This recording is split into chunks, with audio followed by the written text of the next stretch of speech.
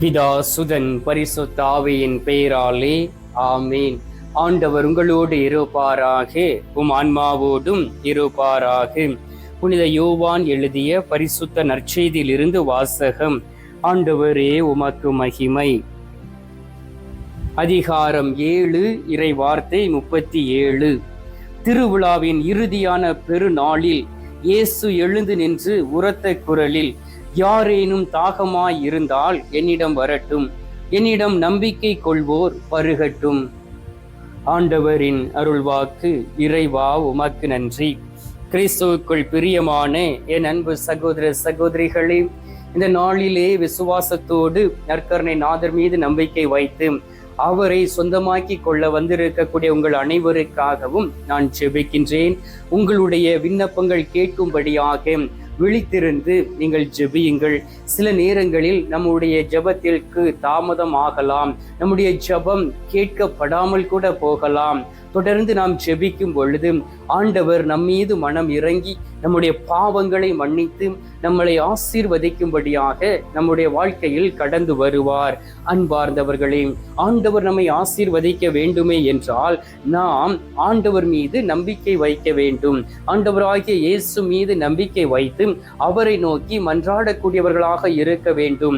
யார் யாரெல்லாம் அவரை தேடி வந்து ஜெபிக்கிறார்களோ, யார் யாரெல்லாம் நம்பிக்கை வைத்து ஜெபிக்கிறார்களோ, அவர்கள் இந்த உலகத்திலே வெறுங்கையோடு சென்றவர்கள் அல்ல. அவர்கள் யாராக இருந்தாலும், அரசர்களாக இருந்தாலும், அரசியல்வாதிகளாக இருந்தாலும், ஒரு சாதாரண பிச்சைக்காரனாக இருந்தாலும், நடுத்தரவாசியாக இருந்தாலும், செல்வந்தராக இருந்தாலும், தன்னுடைய உள்ளத்தில் தூய்மையோடு கடவுளை தேடும் பொழுது அவர்களை அவர் ஆசீர்வதிக்கின்றார். அவர்களுடைய விசுவாசத்தின்படி அவர்களை ஆசீர்வதிக்கின்றார். அன்பார்ந்தவர்களே, ஆண்டவருடைய ஆசீர்வாதத்தை பெற்றுக்கொள்ள வேண்டுமே என்றால் பரிசுத்த ஆவியானவர் நம்மோடு கூட இருந்து செயலாற்ற வேண்டும். அந்த பரிசுத்த ஆவியானவர் நம்மோடு கூட இருக்க வேண்டும். அருமையான இறை வார்த்தையில் ஆண்டவராகிய இயேசு கிறிஸ்துவை சொல்லி இருக்கின்றார். திருவிழாவின் இறுதியான பெருநாளில் நாம் எடுத்துக்கொள்ளலாம் 10வது திருநாளில் என்றும். நம்முடைய ஊரிலே 10 நாட்கள் திருவிழா எடுத்து கொண்டாடுவார்கள். உங்களுடைய புனிதருடைய கோயிலாக இருக்கலாம், இயேசுவின் திருஹிருதயம் அல்லது அன்னை மரியாள், புனித சூசேப்பர் என்று சொல்லி பல வகையான கோயில்கள் இருக்கின்றன.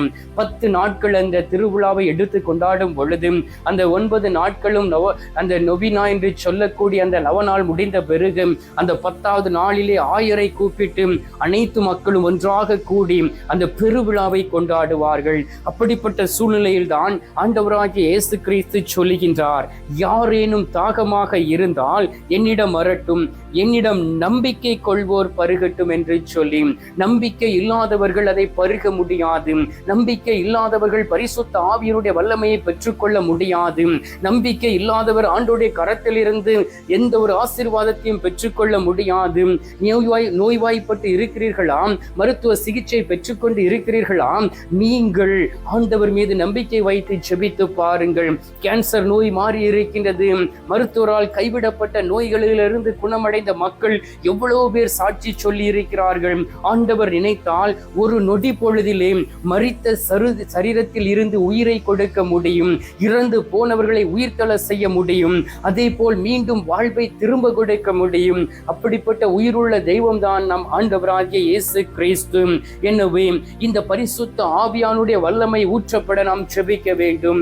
அன்பார்ந்தவர்கள், நாம் எல்லோரும் அறிந்திருக்கின்றோம், இந்த உலகத்தில் நடக்கக்கூடிய ஒவ்வொரு காரியங்களையும் பார்க்கும் பொழுதும் நிலநடுக்கங்கள், போர்கள், இயற்கை சீற்றங்கள், கொள்ளை நோய்கள் மற்றும் பல வகையான சூழ்நிலைகளிலே மக்கள் செய்யக்கூடிய பாவங்கள் எல்லாவற்றையும் பார்க்கும் பொழுது நாம் கடைசி காலத்தில் இருக்கிறோம் என்றும் அநேக வார்த்தைகள் நமக்கு அறிவிக்கப்படுகின்றன. அநேக பேர் எழுந்து ஆண்டவருடைய வார்த்தைகளை அறிவித்து திறப்பில் நின்று ஜெபித்துக் கொண்டு இருக்கிறார்கள். குருக்களும் ஆசீர்வதிக்கப்பட்டு மீட்கப்பட்டு தன்னுடைய கணக்கு கொடுத்திருக்கக்கூடிய மந்தைகளை அவர்கள் வழிநடத்தி கொண்டு இருக்கிறார்கள். யோவேல் 2வது அதிகாரம் 28வது வார்த்தையில் சொல்லப்பட்டு இருக்கின்றது, கடைசி நாட்களிலே மாந்தர் யாவர் மீதும் நான் வல்லமையாய் ஊற்றுவேன். அப்பொழுது இளைஞர்களும் இளம் பெண்களும் அவர்கள் தீர்க்க தரிசனம் காண்பார்கள். வயது முதிர்ந்தவர்கள் தரிசனத்தை பார்ப்பார்கள். அவர்களும் இறை வார்த்தையை அறிவிப்பார்கள் என்று சொல்லப்பட்டு இருக்கின்றது. ஆண்டவருடைய வார்த்தை முழுவதையும் வாசித்து பாருங்கள். அவர் யாரெல்லாம் கடவுளை தேடி வந்து தாகத்தோடு அவருடைய திரு சமூகத்தில் அமர்ந்து ஜெபித்தார்களோ அவர்களை ஆண்டவர் பயன்படுத்தினார். இந்த நாட்களிலும் கூட அநேக பேரை ஆண்டவர் பயன்படுத்தி கொண்டு இருக்கின்றார். ஒருவேளை ஆண்டவருடைய அழைப்பை விட்டு நீங்கள் ஓடி சென்று இருக்கலாம். ஆண்டவரை பின்பற்றாதபடி ஏதாவது ஒரு சிறிய தவறை நீங்கள் குருக்களின் நடுவிலே நீங்கள் பார்த்து கொண்டு அதன்படி இந்த உலகத்திலே கடவுளை விட்டு திருச்சபை விட்டு நீங்கள் பிரிந்து போய் இருக்கலாம்.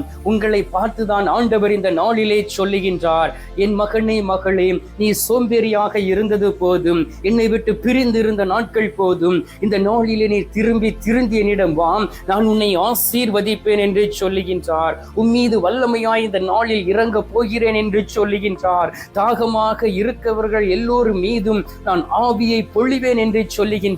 தாகத்தோடு 120 பேர் அன்னை மரியாளுடைய தலைமையில் ஒன்றாக கூடியிருந்து ஜெபித்த பொழுது பரிசுத்த ஆவியின் வல்லமை அங்கு பலமாய் இறங்கியதை போல இந்த நாளிலும் ஆண்டவருடைய வல்லமை பலனாய் இறங்கி கொண்டு இருப்பதை பார்க்க முடிகின்றது.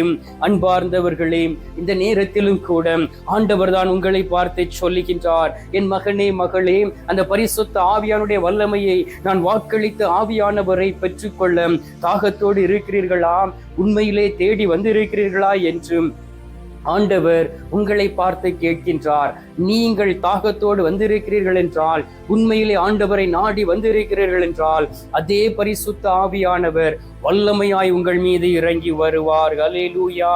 எனவே தான் ஆண்டவர் இந்த நாளில் உங்களை சோதித்து அறியும்படியாக செய்கின்றார். நீங்கள் எதிர்பார்ப்போடு முழங்கால் படியிட்டு நீங்கள் ஜெபிக்கும் பொழுது ஆண்டவர் உங்களை ஆசீர்வதிப்பார். அன்பார்ந்தவர்களே, நான் இந்த குருத்துவ பணிக்காக படிப்பதற்கு வருவதற்கு முன்பாக ஆண்டவருடைய சமூகத்தில் காத்திருந்து ஜெபித்தேன். என்னுடைய அழைப்புதலை உணர்ந்து கொள்ளும்படியாக உண்மையிலே ஆண்டவர் அழைத்து இருக்கிறாரா, அல்லது நான் என்னுடைய அந்த வேலையை தொடர்ந்து செய்து அந்த திருமண வாழ்க்கைக்குள் கடந்து செல்ல வேண்டுமா என்கின்ற அந்த ஒரு இக்கட்டான நிலைமையில் இருந்தேன். நரகத்திலும் இல்லை, மோட்சத்திலும் இல்லை, இடைப்பட்ட உத்திரிக்க ஸ்தலத்தில் தான் இருந்து நான் ஆண்டவரை நோக்கி நான் மன்றாடினேன். அப்படிப்பட்ட ஒரு சூழ்நிலை.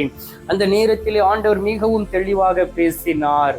எஸ்ஐயா 41 அதிகாரம் 9-10 இறை வார்த்தைகளை நீங்கள் வாசித்து பாருங்கள்.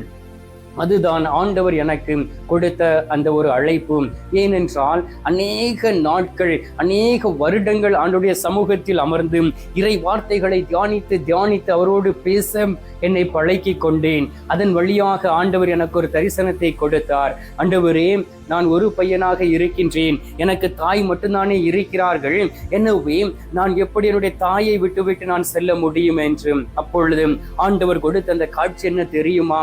என்னுடைய வீட்டின் மாடியில் இருந்து ஜெபித்துக் கொண்டு இருக்கின்றேன். விண்ணகத்தை நோக்கி கரங்களை உயர்த்தி ஜெபித்துக் கொண்டு இருக்கின்றேன்.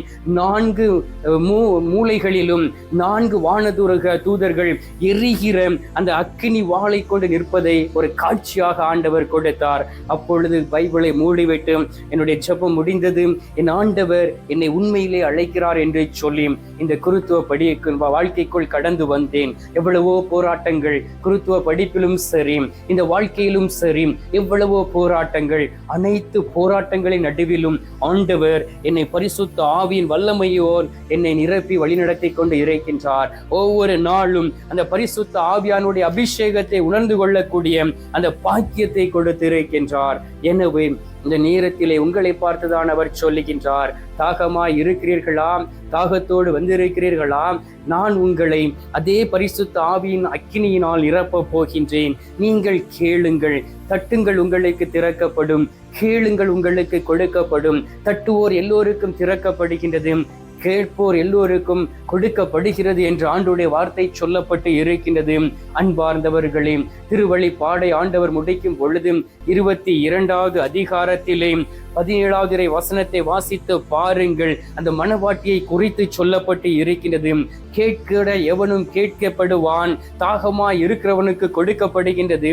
விருப்பமுள்ள அந்த தண்ணீரை நான் இலவசமாய் கொடுப்பேன் என்று ஆண்டவராகிய இயேசு கிறிஸ்துவை சொல்லுகின்றார். இருக்கிறார். நீர் என்பது பரிசுத்த ஆவியானுடைய அடையாளம். எனவே தான் தந்தை மகன் தூய ஆவியின் வழியாக நீங்கள் இந்த நேரத்தில் இந்த ஞானஸ்தானத்தை பெற்றுக்கொள்ளுங்கள் என்று சொல்லி குருவானவர் அர்ச்சிக்கும் பொழுது நாம் அந்த பரிசுத்த ஆவியின் வல்லமையினால் அந்த ஜென்ம பாவங்கள் மன்னிக்கப்பட்டு அவருக்குள் கடந்து வருகின்றோம். இந்த நாளை ஆண்டவர் நமக்கு ஆசீர் வதித்து கொடுத்திருக்கின்றார். எனவே அவரிடம் ஒப்பு கொடுத்து அவரிடம் ஒப்புரவாகி சில மணி துளிகள் இந்த நேரத்தில் நாம் மன்றாடுவோம். கண்களை மூடுவோம், கரங்களை கும்பிட்டு நாம் மன்றாடலாம். எங்கள் பரலோக தந்தையே, இயேசு கிறிஸ்துவே, தூயனல் ஆவியே, தகப்பனே, இந்த அருமையான நாளுக்காக உமக்கு நன்றி சொல்லி உமை துதிக்கிறேன் அப்பா. இந்த நாளிலே நீர் எங்களை தேடி வந்து ஆண்டவரே, நம்பிக்கை உள்ளவர்கள் மீது அந்த பரிசுத்த ஆவியின் வல்லமையினாலும் உமது ஆசீர்வாதத்தினாலும் நிரப்ப சித்தமாய் இருப்பதற்காக உமக்கு நன்றி அப்பா. ஆண்டவரே, அநேக முறை பரிசுத்த ஆவியினுடைய பலத்தையும் அபிஷேகத்தையும் நாங்கள் அறிந்து கொள்ளாதபடி இருக்கின்றோம். குருக்களை அவர்களை ஒரு பணிக்காக நீர் அபிஷேகிக்கின்றீர், ஆயர்களை ஒரு பணிக்காக அபிஷேகிக்கின்றீர், நற்செய்தி பணியாளர்களை ஒரு வகையான பணிக்காக உமது வார்த்தைகளை அறிவிக்க அபிஷேகிக்கின்றீர். ஆனால் உமது அபிஷேகம் ஒரே மாதிரியான அபிஷேகம், ஆனால் பணிகள் வித்தியாசமாக இருக்கின்றது. ஆண்டவராகிய இயேசு கிறிஸ்துவே, இதோ நாங்கள் இந்த கடைசி காலகட்டங்களிலே வாழ்ந்து கொண்டு இருக்கின்றோம். இந்த அருமையான நாட்களை நீர் எங்களுக்கு கொடுத்து இருக்கின்றீர். மனம் திருந்தாமல் பாவத்தோடு வாழ்ந்து கொண்டு இருக்கக்கூடிய ஒவ்வொரு சகோதர சகோதரிகளையும் ஒப்புக் கொடுக்கின்றேன். யாரெல்லாம் இந்த நாட்களிலே என் ஆண்டவரை தேடி வராதபடி தன்னுடைய சொந்த விருப்பத்தின்படி வாழ்கிறார்களோ அவர்களையும் ஒப்புக் கொடுத்து செபிக்கிறேன் அப்பா. எல்லோரையும் ஆசீர்வதிக்க கடந்து வருவீராக. உமது ஆணி தழும்புள்ள கரம் ஒவ்வொருவரையும் தொட்டு குணமாக்குவதாக. உடைந்து போய் இருக்கக்கூடிய உள்ளத்தை ஆண்டவரை குளிர்விக்க புதுப்பிக்க பரிசுத்த ஆவியானுடைய அபிஷேகத்தினால் நிரப்பிடுவீராக. பாவம் செய்து இருக்கக்கூடிய பாஸ்டர்மார்களை ஒப்புக் கொடுக்கின்றேன், நற்செய்தி பணியாளர்களை ஒப்புக் கொடுக்கின்றேன், ஆயர்களையும் குருக்களையும் அருட்சகோதர சகோதரிகளையும் ஒப்புக் கொடுத்து செபிக்கின்றேன். உமது அக்னியினால் அவர்களை நிரப்பி ஆண்டவரே, அவர்களுடைய மாமிச கண்கள் திறக்கப்படும்படியாக, ஆன்மீக கண்கள் வெளிப்படும்படியாக ஜெபிக்கிறேன் அப்பா. ஆண்டவரே, மன்னிப்பு கேட்டு ஒப்புரவாகி ஜெபிக்கக்கூடிய பிள்ளைகளை நீர் ஆசீர்வதிப்பீராக. உமது பரிசுத்த இரத்தத்தினால் கழுவி சுத்திகரித்து உம்மை தேடக்கூடிய பிள்ளைகளாக மாற்றிவிட வேண்டுமாய்மை நோக்கி ஜெபிக்கிறேன் அப்பா. இந்த அருமையான நேரத்திலே நீர் எங்களுடைய ஜெபத்தை கேட்டிருப்பதற்காக உமக்கு நன்றி. ஜெபத்தை கேட்டு பதில் தந்திருப்பதற்காக உமக்கு ஸ்தோத்திரம், ஸ்தோத்திரம், ஸ்தோத்திரம். மீட்பெரும் இரட்சகருமான இயேசுவின் திருக்கரத்தில் ஒப்புக் கொடுத்து எங்கள் தாய் கன்னி மரியாள் வழியாக ஜெபிக்கின்றோம். அன்பு தந்தையே, ஆமேன். பரலோகத்தில் இருக்கிற எங்கள் பிதாவே, உம்முடைய நாமம் அர்ச்சிக்கப்படுவதாக. உமது ராஜ்யம் அருக. உமது சித்தம் பரலோகத்தில் செய்யப்படுவது போல பூலோகத்திலும் செய்யப்படுவதாக. எங்கள் அனுதின உணவை எங்களுக்கென்று அளித்தருளும். எங்களுக்கு தீமை செய்கிறவர்களை நாங்கள் பொறுப்பது போல எங்கள் பாவங்களை பொறுத்தருளும். எங்களை சோதனை விளைவிடாதையும் தீமையில் இருந்து எங்களை ரட்சித்தருளும். ஆமீன். அருள் நிறைந்த மரியே வாழ்க, கர்த்தர் உடனே பெண்களுக்குள் ஆசீர்வதிக்கப்பட்டவள் நீரே. உம்முடைய திருவயிற்றின் கனி ஆகிய இயேசும் ஆசீர்வதிக்கப்பட்டவரே. அஜிஷ்ட மரியே, சர்வேசுடைய மாதாவி, பாவிகளா இருக்கிற எங்களுக்காக இப்பொழுதும் எங்கள் மரண நேரத்திலும் வேண்டிக் கொள்ளும். ஆமீன். பிதாவுக்கும் சுதனுக்கும் பரிசுத்த ஆவிக்கும் மகிமை உண்டாவதாக. ஆதியில் இருந்தது போல இப்பொழுதும் எப்பொழுதும் என்றென்றும் இருப்பதாக. ஆமீன். அன்பார்ந்தவர்களே, நற்கருணை நாதர் தரும் ஆசீர்வாதத்தை பெற்றுக் கொள்வோம்.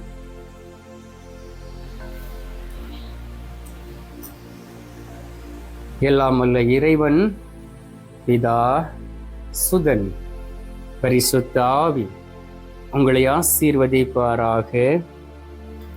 ஆமீன்.